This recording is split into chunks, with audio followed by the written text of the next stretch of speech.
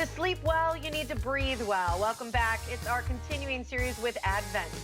Snoring can cause a sleep divorce with many couples. That's right. And if you and your newlywed, that's no way to start a marriage, is it? Our sleep and snoring expert, Dr. Madan Kandula, is board certified. He is a sleep and sinus surgeon and CEO of Advent. Hello, doctor. Hello. Good morning. Good morning. So good to see you. You know, we asked our Facebook friends last Friday how snoring impacts their sleep, and we've got a ton of questions for you. So you ready to get going? Yeah, ready to rock. All right. Okay. The first one is this one says, we fight more now that my partner's snoring is waking me up. Could it be related? Yeah, well, I don't know about the rest of your relationships. I'm not giving relationship advice, but I would say, yeah, almost assuredly.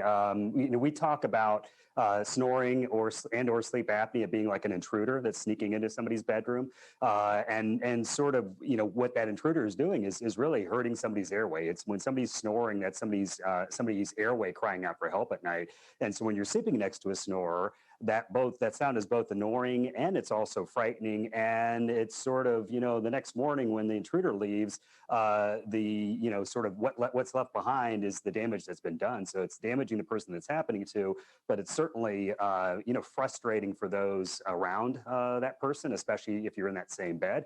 And so relationships are hard enough. Everybody knows that. And so the last thing that you need is to have sort of a day of interaction ruined by a nighttime of snoring. There's nothing good about it. Yeah, I can imagine. I mean, we're all cranky when we don't sleep, right? The Yeah. next question is, I wake up 2 to 4 times a night from my husband snoring. How is this affecting my health? Uh, it is of significance, and so sleep apnea and snoring issues are one of the few issues. I got to think harder, but I can't think of another one that impacts those around individuals like snoring and sleep apnea do. And so the snorer is impacted, but if somebody's next to them who's waking up a few times during the night, that sounds sort of relatively harmless, but sleep is crucial. So make no mistake about it, sleep is mandatory. It's not a nice to have, it is a must have. And so if you're not getting good quality of sleep, you're going to, sort of pay the toll for that at some point. It leads to other health conditions. So if somebody's not sleeping properly, on down the line of all the things that you don't want to have happen will happen. And unfortunately, it's the person that's laying next to you that you love, who's sort of friendly fires, creating issues for the person that's sort of sitting there. And so it's not only frustrating, it's sort of, I think the person that's getting kept awake by snoring,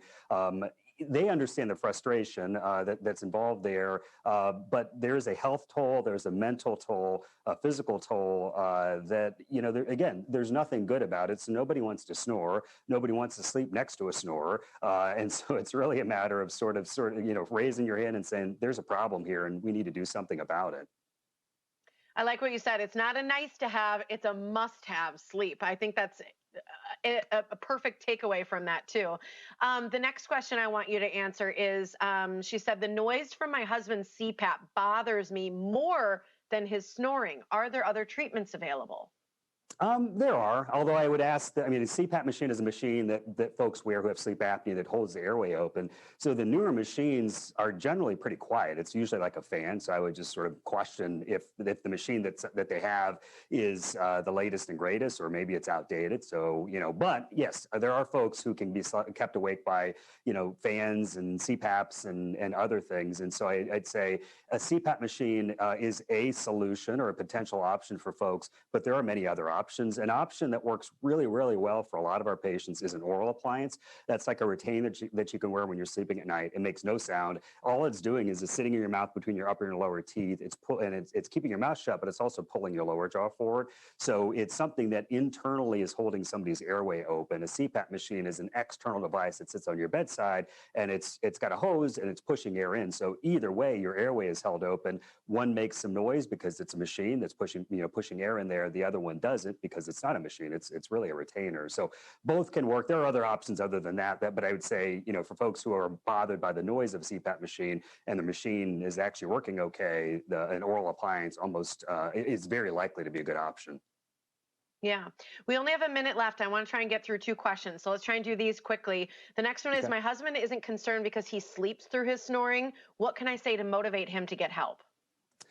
I really, it's challenging, and so I don't have a great answer other than sometimes pointing to the ramifications that it's having on this individual. So if somebody's snoring or they have sleep apnea, again, that's taking a toll on them. And so things like heart attacks, strokes. I think a big one that gets people's attention is erectile dysfunction. So if somebody is sitting there, laying there snoring, and it's a male, basically they're announcing to the world that problems are going to be coming down the line. And I know a lot of guys. No guy wants that coming their way. So I'd say that might be a little trump card you could play.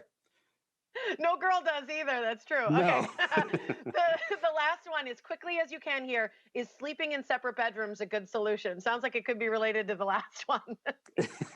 Yeah, there's a whole different direction I can go there, but yeah, it's not a solution. It is a band-aid that you're putting on the situation, and you're saying this problem is bad. I'm going to get out of here, and we're just going to separate. And once you start that pathway moving forward, that pathway of separation, maybe things are going to be okay. But stranger things have happened, and couples separate and never get back together because it starts in the bedroom. Yeah, not good. Not good. Thank you so Mhm. much for joining us, doctor. That was fantastic. Thank you. Thank you. Absolutely. Dr. Kandula has offices all over southeastern Wisconsin. You can visit them in Wauwatosa, Mequon, Oconomowoc, Oak Creek, and Pleasant Prairie. You can call them at 414-771-6780. Email them at info@adventknows.com. Insurances are accepted as well.